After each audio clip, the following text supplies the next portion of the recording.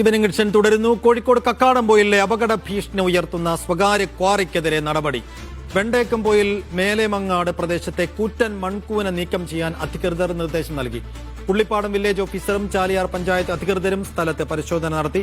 ക്വാറിക്ക് stop മെമ്മോയും നൽകിയിട്ടുണ്ട്. Media one വാർത്തയ്ക്ക് പിന്നാലെയാണ് അധികൃതരുടെ ഇടപെടൽ. Media one impact.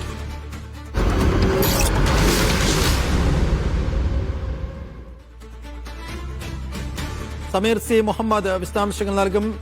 Sameer, Kalladi ദുരന്തത്തിന് ശേഷം ഇത്ര വലിയ മൺകൂൻ എവിടെ കിടന്നാലും സ്വാഭാവികമായും നാട്ടുകാർക്ക് ഒരു ആധി ഉണ്ടാകും. അങ്ങനെയാണ് ഈ വിഷയം നമ്മൾ പുറം ലോകത്ത് എത്തിക്കുന്നതും ഇപ്പോൾ ഒരു നടപടിയും ഉണ്ടായിരിക്കുന്നു. വിശദാംശങ്ങൾ.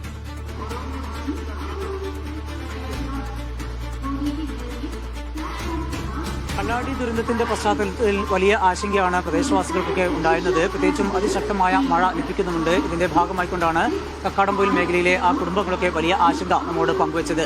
അതുമായി ബന്ധപ്പെട്ടാണ് നമ്മൾ വാർത്ത നൽകിയത്. ആ മൺകൂന എപ്പോൾ വേണമെങ്കിലും തങ്ങളുടെ വീടിന് മുകളിലേക്ക്, തങ്ങളുടെ ദേഹത്തേക്ക് മറിഞ്ഞു വീഴാനുള്ള സാധ്യതയുണ്ട് എന്നായിരുന്നു അവരുടെ ആശങ്ക. അതുമായി ബന്ധപ്പെട്ടാണ് നമ്മൾ വാർത്ത നൽകിയത്. ആ വാർത്തയ്ക്ക് പിറകെയാണ് ഇപ്പോൾ അധികൃതർ നടപടി സ്വീകരിച്ചിരിക്കുന്നത്. അവിടെ ഉദ്യോഗസ്ഥരെത്തിക്കൊണ്ട് പരിശോധന നടത്തിയിട്ടുണ്ട്. പുള്ളിപ്പാടം വില്ലേജ് ഓഫീസറും അതുപോലെ ചാലിയാർ പഞ്ചായത്ത് അധികൃതരുമാണ് അവിടെ പരിശോധന നടത്തിയത്. ആ പരിശോധനയ്ക്ക് ശേഷം അവർ നൽകിയ റിപ്പോർട്ട് പ്രദേശത്ത് അതീവ ഗുരുതരാവസ്ഥയുണ്ട് എന്നും എപ്പോൾ വേണമെങ്കിലും അപകടം സംഭവിക്കാം എന്നുമാണ്.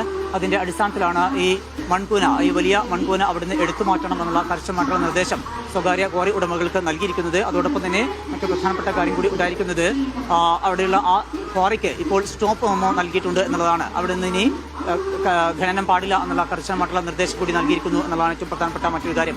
അതോടൊപ്പം തന്നെയാണ് ആ കുടുംബങ്ങൾ, അത് മണ്ണ് ഇടിഞ്ഞു വീഴുകയാണെങ്കിൽ അത് ആദ്യഘട്ടത്തിൽ ബാധിക്കുന്നത് 3 കുടുംബങ്ങളെയാണ്.